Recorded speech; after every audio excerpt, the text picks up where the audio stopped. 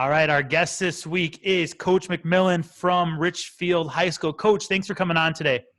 Hey, thanks for having me. Real pleasure. So first thing we do is your coaching Wikipedia page. So tell us where you've been, where you've played, and everything that the audience should know about your coaching path. My basketball background was birthed in Milwaukee, Wisconsin. I'm from Milwaukee, Wisconsin. So I know you're going to ask the question, of course, Packer fan.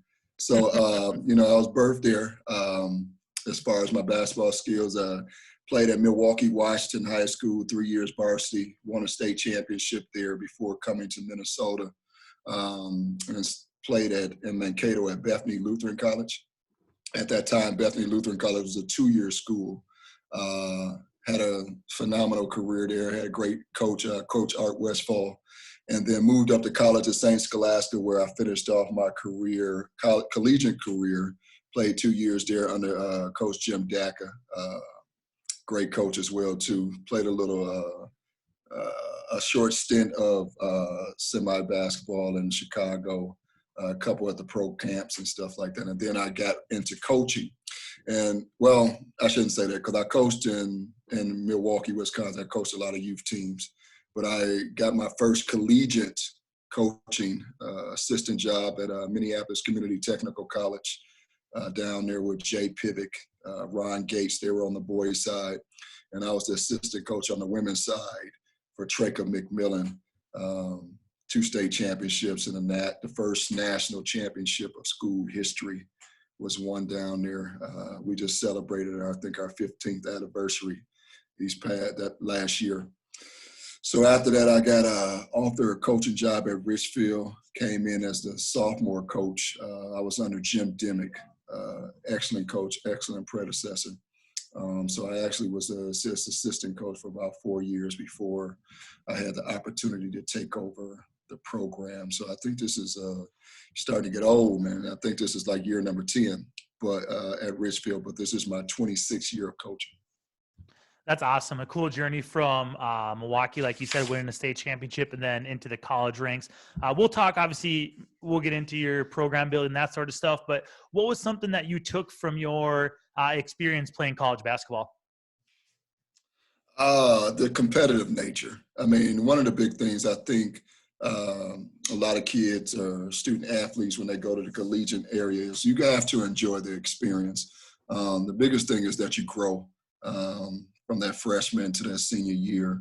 And I think I grew a lot. I had 2 college coaches that did an excellent job of not just only teaching us how to play basketball, but teaching us how to be young men that can strive into society. And I think a lot of times when you get to picking a collegiate school or stuff like that, that's not one of the things that's on the list. I think a lot of times we choose schools to see what our basketball career or our football career, whatever the sports is, career is going to take us. But I think we oftentimes miss out on the fact that, you're growing to be a mature adult. And I think that's why, people like Michael Jordan always talks about Dean Smith and, Bill Walton and Kareem Abdul-Jabbar always talking about John Wooden. So it's, that's the experience that you want to have at that collegiate level. So you talk about, kind of hinted at the life lessons that come with coaching, which we all know, and that's a lot of the reason why we all get into it. We're all competitive, like you mentioned, but it's also we want to form those lifelong relationships with our student athletes. You guys had a unique opportunity like we did this past March. You guys qualified for the state tournament, and then state tournament was canceled. So talk about how that worked with your kids. We talked with Chris Fadness last week from Austin, whose team didn't get a chance to play in their section final, which was canceled that Friday. But just what was the conversation you guys had in your locker room? And then what lessons did your team take from that? Well, once it was announced that it was canceled, because we planning ahead, we had scheduled to have practice anyway. Because I think we had the sectional championship the night before. So we kind of got the guys together and, we went over the goals again, the goals that we had set out for this season, and just went down the line of checking off the things that we said we were going to accomplish and the things that we were unable to accomplish. The biggest thing, I gave them I want to say cliche type of saying that, not too many teams can finish their season with a win. We had that opportunity to finish that season with a win with a lot of the other sectional champions. But my biggest sadness, and I think a lot of my players that kind of felt the same way, was our seniors. You have those seniors who that you had in your program that dedicated 4+ years to your program. And this year we had a group of seniors that gave us everything they got year after year. So to see their season get cut short, outside of trying to make a run at state was kind of probably the saddest part about it. But, so we spoke highly about that. But at the same time, too, we got a lot of kids that's returning. So we're expecting to try to do the same thing for the following year. So you're guaranteeing a section title next year? I'm just kidding. I'm not going to put you on the spot. You've done great stuff turning that program around. Everyone that I talked to, obviously we're a little bit, I'm an Augsburg grad, so I used to have some friends that I went to college with that were from Richfield, but I'm a little bit removed from knowing too much about the ins and outs of Richfield's basketball program. Everyone that I've talked to, though, on getting ideas for people to come on this podcast, everyone mentioned your name and how great of a job you've done at Richfield turning that program around. So when you took over, what were some of your first big steps that you took, or the foundation that you wanted to lay for your program? One of the big things about me, I'm a heavy research type of person, very observant. And, I think the advantage that I had was I was already in the program as an assistant coach. And, I try to have a balance between what to listen to and what not to listen to. And I knew it was some things that needed to be improved. And I knew some things that was already great in the program. So I think those first couple years that, I took over coaching, we had some pretty decent years. We were over 500, probably had like 16 or 17 win seasons before we had what I call the years of decline. The biggest thing I think when you are a head coach of a program, you have to be observant. You have to be aware of your surrounding. You have to be aware of the community aspect of it. I call it my quadrilateral success progress, a system of success. And what I mean by that is you have 4 points to a quadrilateral, and one being the coach, the other being the player, the other being the community, and the other one being the family. And the more that you can have one of those points cooperating and buying into a program, the more success your program will be. During those tough times, or those tough years where we wasn't really successful, we barely had two of those points of that quadrilateral system of success going in place. So these last couple of years, it has been kind of building a foundation and more points coming in there. And I think these last couple of years, we have had our biggest community support that we have had since we went to state tournament back in 06 and 05. So, that's one of the keys to building some of the best programs that you can have out there, the buy-in. I really like that 4 points that you mentioned, because, we always hear coaches say you're as good as your players, which is true. But if you got a bunch of families who aren't very supportive, who have their own intrinsic motivations for their kids, or you have a community that's not behind you, it's tough to have success. So I think that's a really cool way of laying out your program. Appreciate it. It was just phenomenal this year. I think those 4 points were more close lit than they have been, even when we did have our state tournament runs way back 15 years ago. So one of our Twitter questions was, what was the hardest part for you when you build your program? I was joking about this with a friend the other day. Again, it's back to the buy-in. I can remember 4 years ago, it might have been 4 years ago, we were at our end of the school year banquet, our end of the season banquet. And at the end of the banquet, I started talking about buy-in, okay? And I'll be honest with you, I don't really rehearse a lot of speeches that I do in public speaking. It just comes straight from the heart. So I had actually rehearsed this one. And I talked about buy-in, and I put myself in the audience. And I thought about this. If I'm a parent sitting out there and a coach is telling me to buy in to the program and buy into the system, and we just won 2 games the whole season, that ain't going to be easy to do. Okay. So, I had it pretty well. My coaching staff and I, about 3 or 4 years ago, laid out this plan, and we talked about what it was going to be like this year. So my speech around that at the banquet had to do with our plan that we laid out. And we talked about everything that we were going to do behind the buy-in so that parents and players could actually see what we were putting into the program. And what we wanted them to put into the program. And I guess luckily enough, everybody started buying in. And we still took some lumps for those first couple years that, the plan got put into session. But at the same time, I have, to be flat out honest, in 26 years of coaching, I have not coached a team at the caliber of buy-in that I had this year. We're talking about parent support up the wazoo. You're talking about the biggest attendance in 2 years straight of summer workouts. You're talking about the biggest participation in fall ball, the biggest participation in summer leagues. We probably had 80% of our kids playing AAU basketball. And we're talking about from freshmen all the way up to the senior. So the buy-in is huge.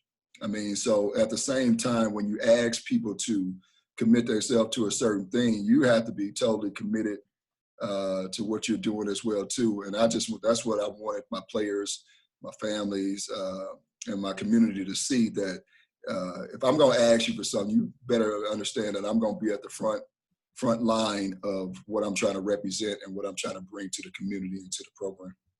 So let's go deeper into that. Talk about some of the specific things or specific actions that you've taken as head coach, and then things that you've asked of your student athletes as part of your program. So prior to, this 4-year plan that I'm talking about, every program has kind of a theme, so to speak. And I think our theme was togetherness. And what togetherness was about was working together. And the funny thing about that is the last 2 years of that togetherness run, we wasn't together. So, it got to come to a point where you got to abandon a way of thinking of a program and what you kind of centering yourself around. And we changed our theme to, and I think you might see this on a lot of my hashtags, is we over me. And putting the team and the community and the coaches and the players before our personal gain. And we mapped out what that looked like. So simple as this, when you're in the summer workouts and the off-season workouts and you decided, man, I want to sleep in today when I know I have workouts at 10, you kind of putting yourself before the program.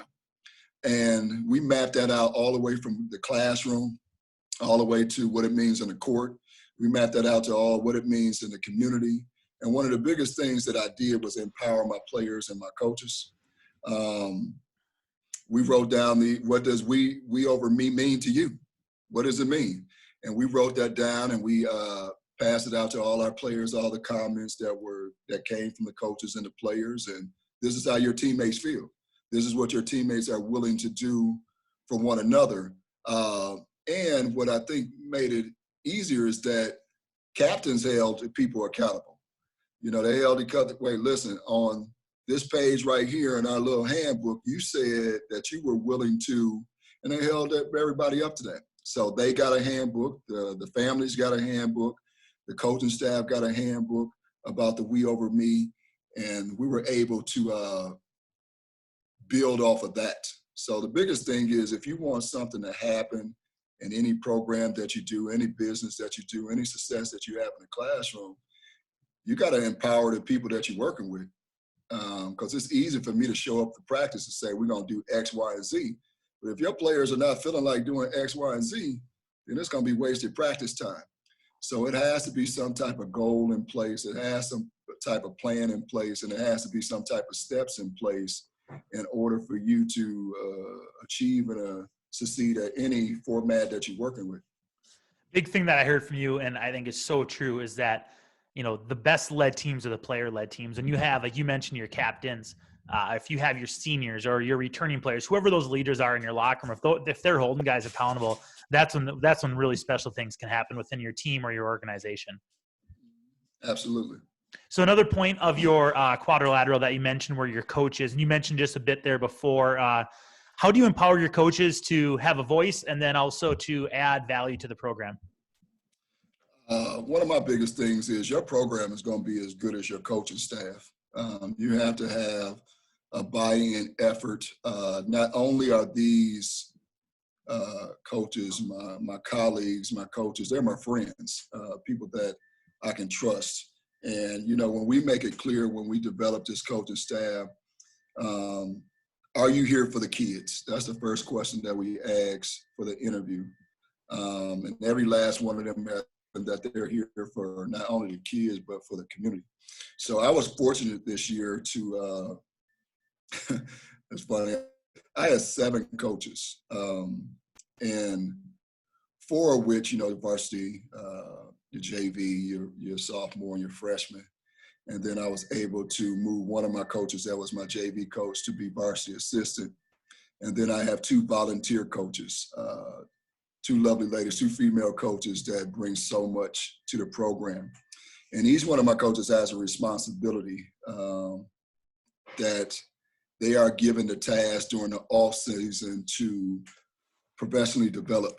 Okay, so I have an offensive coach, I have a defensive coach, and I have a player development coach, I have a player relationship coach, and they need to bring to the table every summer. They need to bring to the table what are they doing to improve their responsibility, and I think I have. And I know you'll probably say different in your opinion. I think I have the most analytical, data-driven coaching staff in the state of Minnesota. I mean, these guys and girls can break down the slightest thing. We walk into practice and, coach, we should move to the shooting drill over here because we're only shooting X amount of % from this in the game. Or, you know what, when we play defense, we're going to lock down in this area because this team only shoots 27% from over here. So they're the most analytical group that I have, and the most film watching of us than I have ever been on the staff. So they can break down every player's game that we have coached because they spend so much time caring about the development of each and every player that we have in our program. Not trying to steal any of the Richfield secrets, but what are some big stats that your coaches are looking for? Well, we start with us first. Okay. We start with us and talk about what we're doing well, what we're not doing well, and what we can improve on. Because that's the biggest thing I think a lot of coaches, and I take this advice from my other coaches too, they spend so much time on their opponents. And if you don't have the personnel or the skills or the talents that other team have, you just kind of wasting your practice time.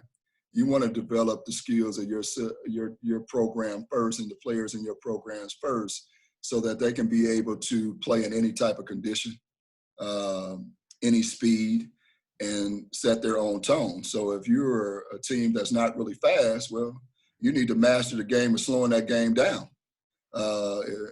And if you're a team that gets up and down the floor, well, you can't let the other teams slow that game down. So you have to master your craft first before you spend so much time on the other team. So what we do is details of shooting releases and footwork around the basket and where we spend most of our time running our plays off of, and who's some key players that we have to focus on in that game. And I'm talking about from our team.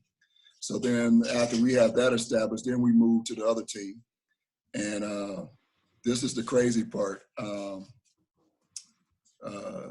Just giving you a little bit of secret is when we talk about how detailed my coaching staff is, I had one coach for when we were during our sectional run, he would come to practice dressed as the other head coach. And he had, honestly, he had dressed as the other coach, and he had spent hours watching the other team during the game when we played them prior, or on film, studying the mannerism of the other head coach. I mean, it was crazy that I asked him, I said, why you keep taking that water bottle out of your pocket like that? He said, oh yeah, that coach, every time they get ready to call a timeout, they take their water bottle out their pocket, take a quick drink, put the top back on, and they call a timeout. So if you ever watch some of our sectional games for that certain opponent and watch him, you would see my whole bench look down at that bench and wait for him to take that water bottle up. And my team would prematurely jump up because they knew a timeout was being called. So this is the 7th interview that I've done for this podcast. That is by far the coolest thing that I've heard so far. So like, kudos to your staff. A big thing too that everyone who's making big runs in the state tournament, a couple years, here there, you got good assistant coaches, and I think you hit on that. And my coaches do a lot of good stuff. Your coaches do a lot of good stuff. Hopkins, their assistant coaches doing a lot of stuff. I think that's the key, right? A really good head coach is great, but if you don't have coaches who are either coaching your younger levels or as a varsity assistant who don't have the same care for the kids like you mentioned, or aren't driven to have the program be successful, your program's not going to have sustained success. So I think that's just a huge takeaway.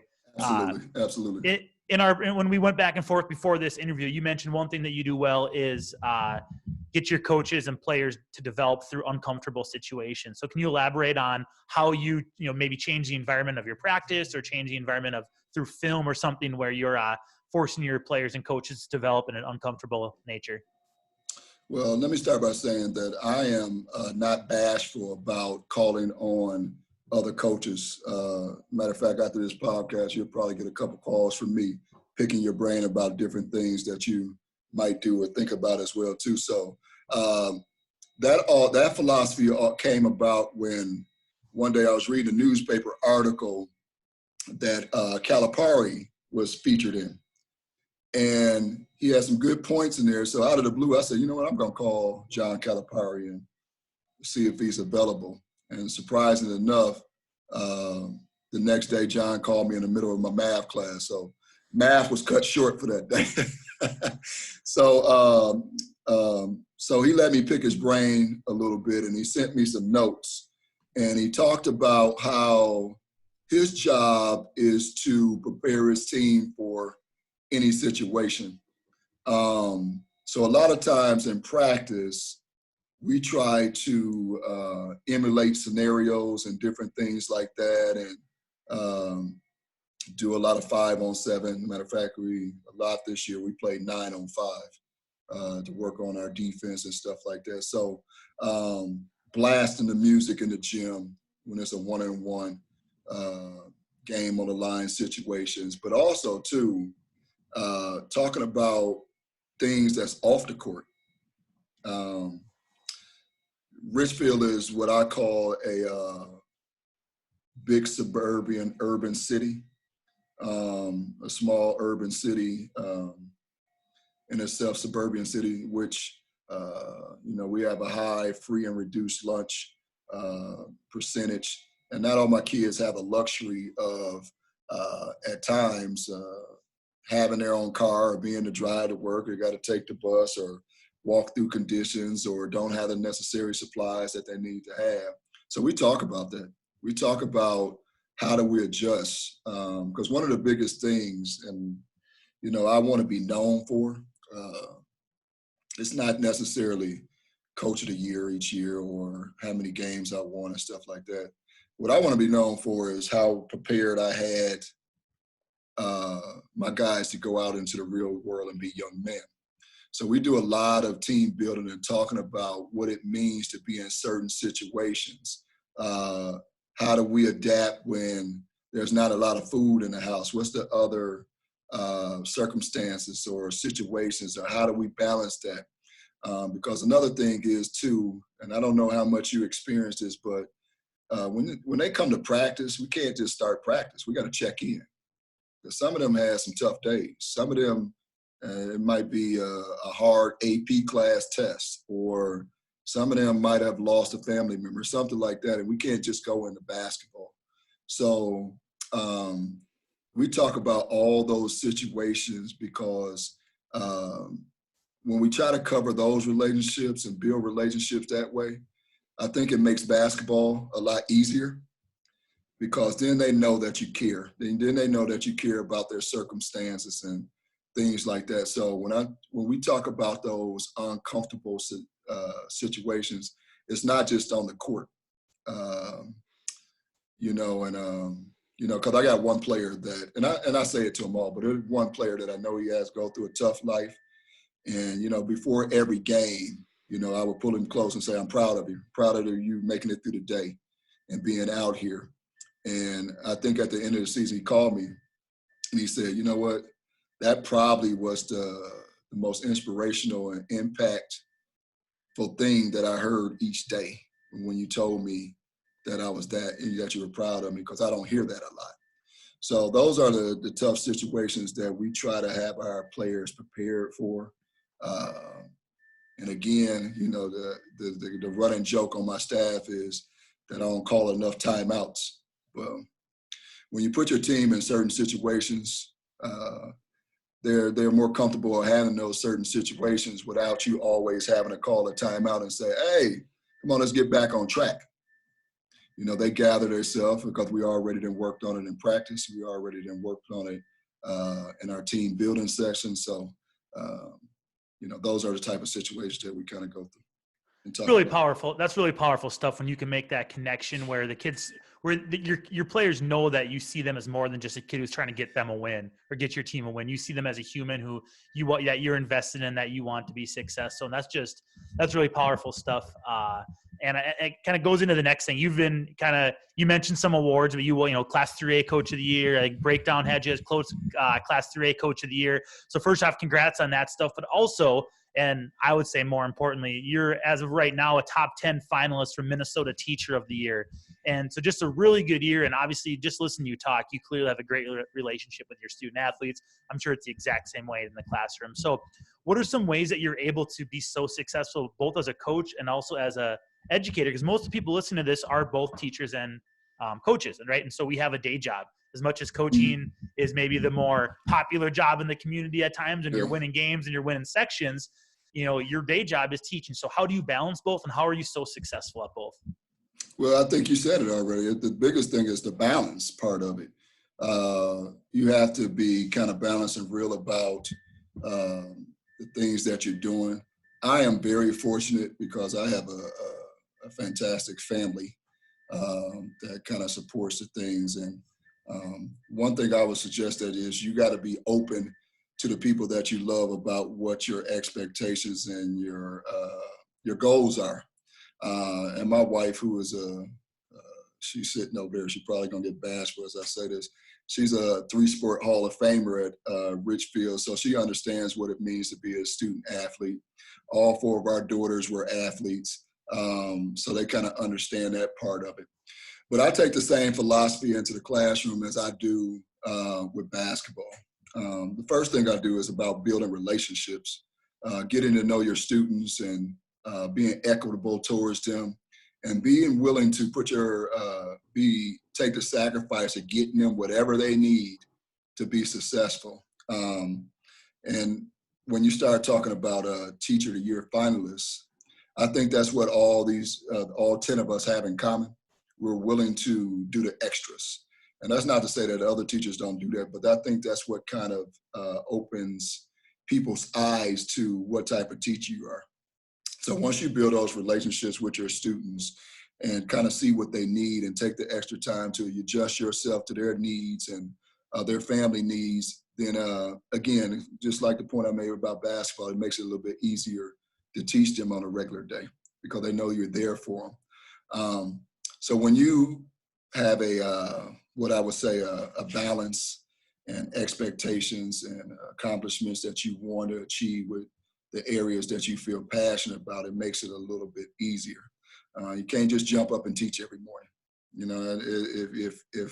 If you have that pattern, and you're doing successful with that, I need to give you a call and kind of figure out how you're doing that, because I haven't been able to do that. You can't just jump up in the morning and show up and teach and coach.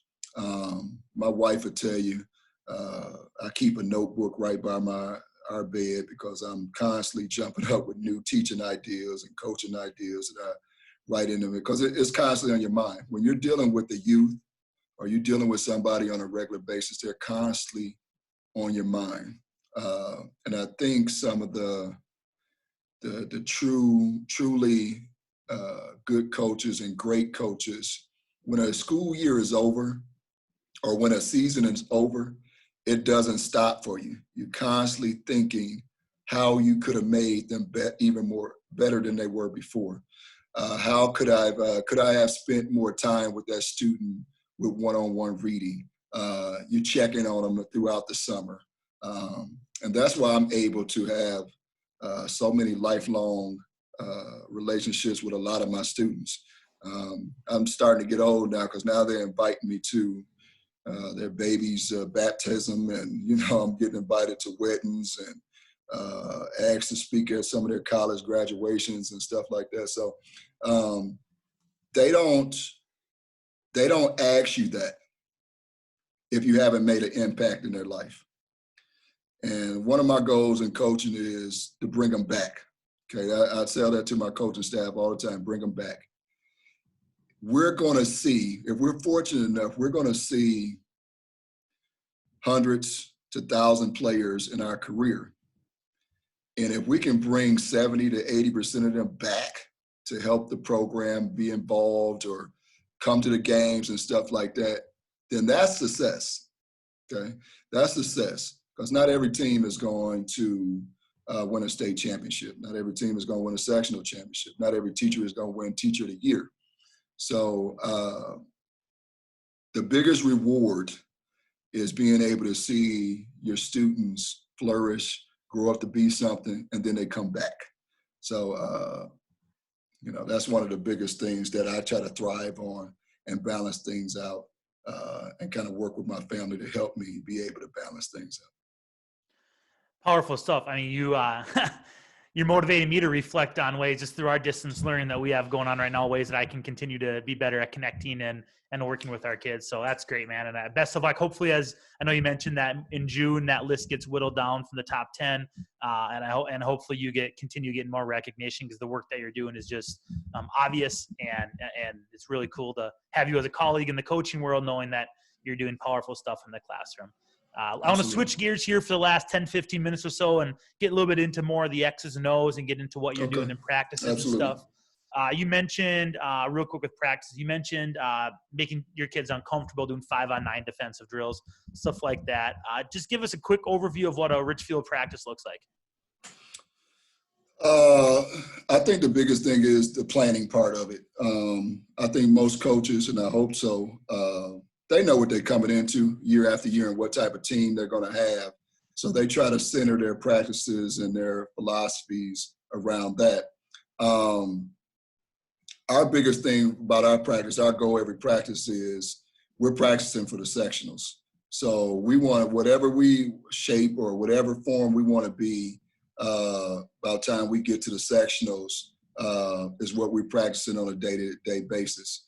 So if we want to be a run and gun team, well, our practices are, everything is timed. We got clocks running. We work on transitioning from one drill to another if we're planning on being a fast-breaking team. So we don't spend a lot of time. So one of the things I talk to my coaches about, okay, so if you're going to teach some certain type of defense today, well, you better have it pretty well timed, because we're not spending 45 minutes on a practice, because we lose the attention of our players. So we work on the transition part of it. We work on game situations, in the sense that how do we call timeouts? Where do you sit?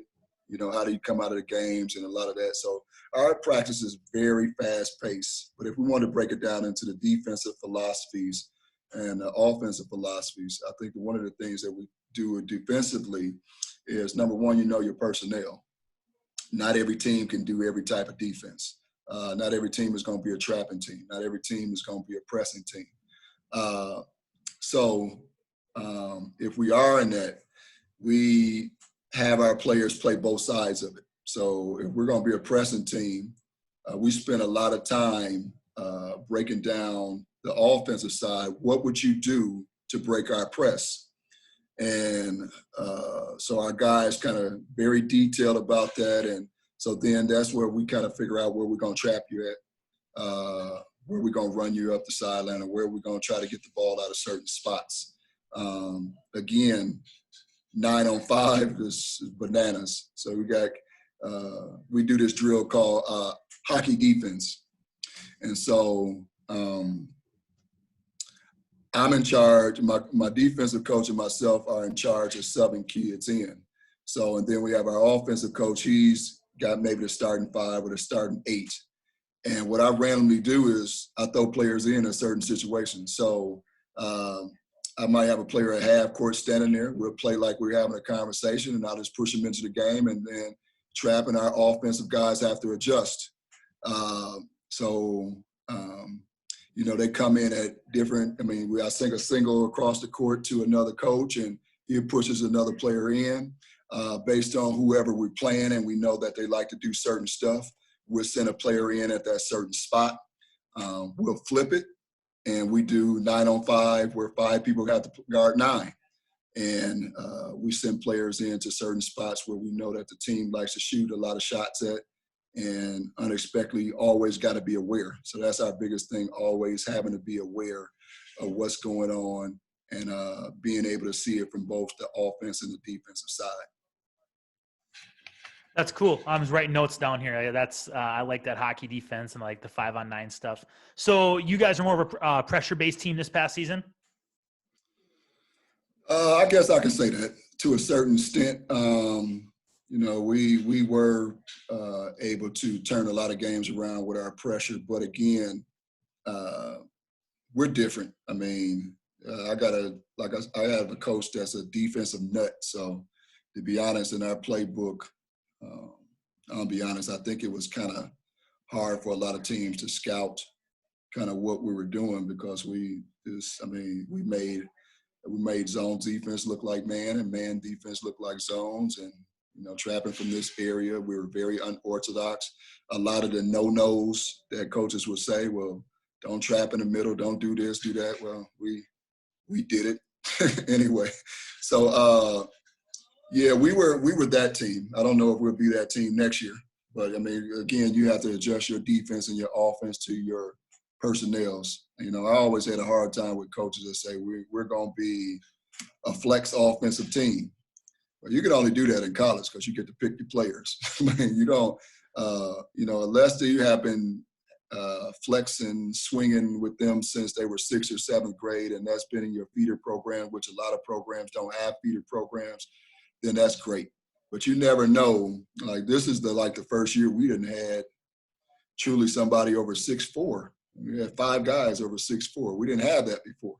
So, so we have to adjust to what we have. So what are some of your rules you have with your trapping?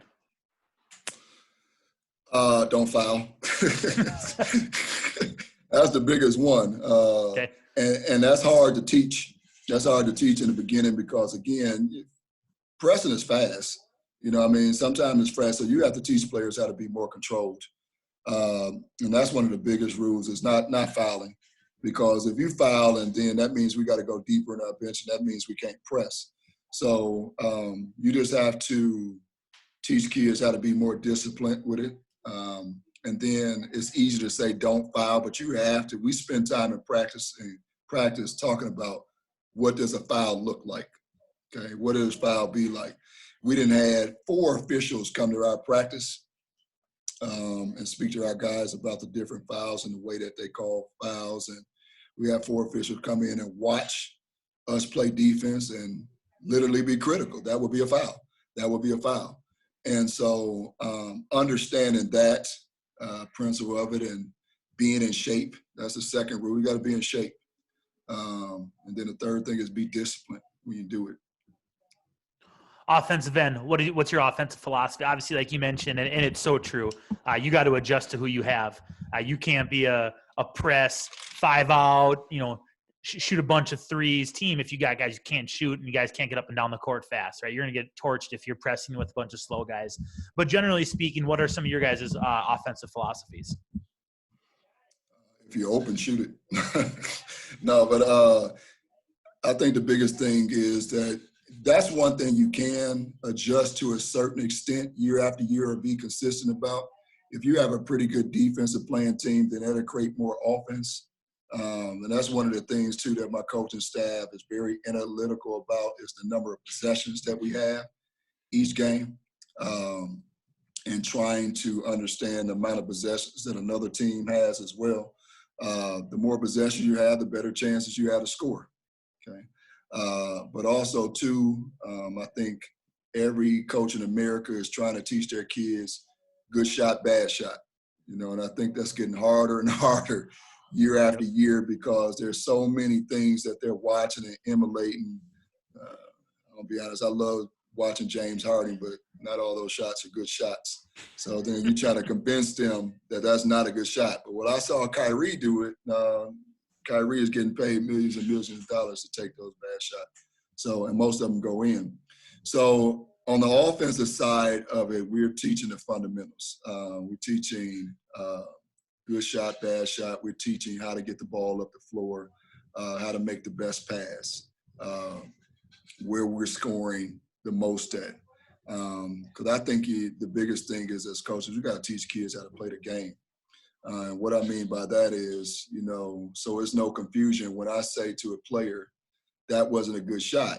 Now, he might say, well, coach, it was a good shot 2 shots ago. Yeah, but we haven't scored in the last 3 possessions. So if you coming down taking a Steph Curry 3 that you hit 4 of them in the previous game, well, that's not a good shot. That didn't give us a chance to get a second opportunity to it. The basis to anybody's good offense is got to have some good shooters. So we spend a lot of time working on our shots. You got to have them good ball handlers. So we spend a lot of time making sure that our point guard all the way down to our 5-man can handle and bring up the ball. So, and then we work on playing fast. I mean, we work on doing a lot of drills fast. So we might have a drill where you have to transition and make 5 layups in 20 seconds, getting up and down the court. So we set a time limit. So, of course, the first couple of weeks of practice are disastrous because nobody's making no 5 layups in 20 seconds. So just learn how to play at a fast pace, but at the same time, a 2-tempo speed.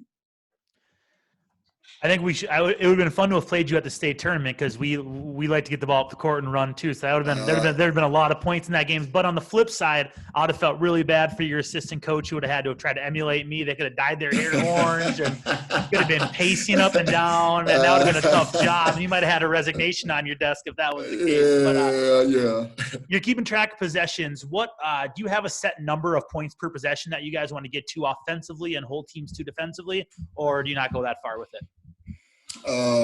We go in depth with it, but it depends on the team. It depends on the situation. Okay. We do have a set goal. We do have a coach that's on the bench that's tracking possessions and what we do on every possession that we have it. And then so we got the live tracking of, okay, we ran this offense, did we score? Who assisted in different things like that. So this person's responsibility at halftime, that's the first person that talks to me, comes up and say, listen, we got X amount of possessions at halftime. So then that's what I'm mainly talking to the team about, that, whether we're controlling the game or not controlling the game. And sometimes we may walk into the halftime and be up 15 points. And I'm saying we're not controlling the game. And they looking at me like, well, we up 15 points. Well, we're playing at their tempo. We're just doing a better job of shooting this game than controlling the game. So value in possessions is a big thing that you want to talk to your players about, how important it is to try to get a shot every time you have the possession versus turning the ball over. And then it's a plus if we're trying to get a second shot. So, but everybody in the state, most of us having huddle, but it kind of breaks down those different things and those point per possessions and stuff like that. And that's another thing that we have, we spend time with our players, teaching them what each one of the the stats mean on huddle versus points per game that most of them might be looking at. So we teach that, and then I think huddle gives you also gives you an option where you can set goals per game on different statistics that you're in. So we kind of have after each game, each player receives a printout of the goals from each games and whether or not we achieved that goal, and how did it affect us that we didn't achieve that goal, and how did it affect us that we did achieve that goal. So, that's one thing about my coaching staff. We maximize every resource that we have. We're not going to be playing all these bucks for huddle and nobody's using it. So. All right, last question, and we'll merge in another audience question from Twitter into this last one. So what kind of advice would you give to a first-year head coach? And then how do you find longevity in coaching?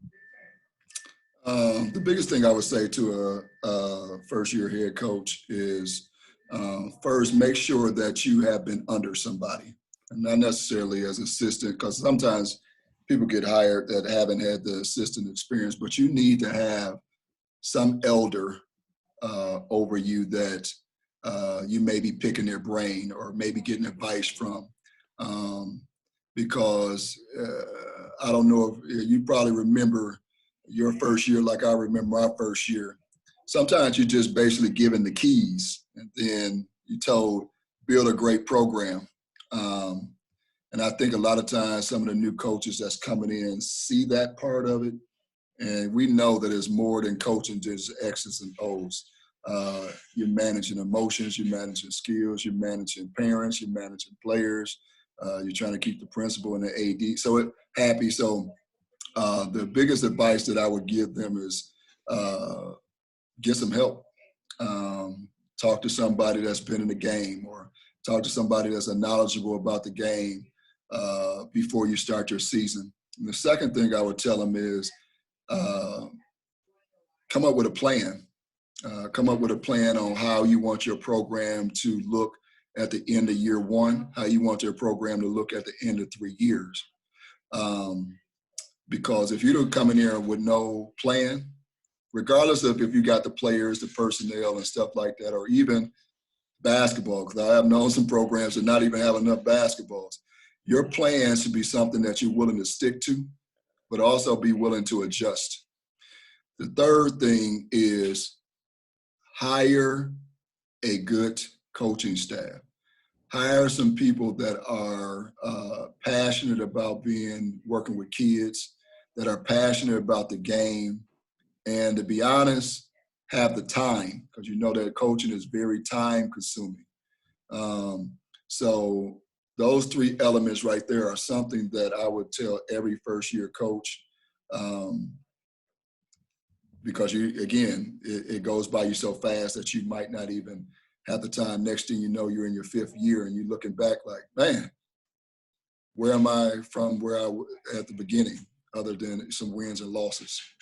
The longevity piece of it, I think, is patience. And again, if you're coming in with that plan and if you stick to your plan, because again, I'll be honest with you, I was asked multiple times, Coach, why are you sticking it out? Why are you sticking it out? Y'all didn't have some tough seasons. Why are you sticking it out? And, the biggest thing is that we over me. It wasn't ever really about me. I didn't won 3 state championships. I didn't win a national championship. So I know what that experience is, what it to win.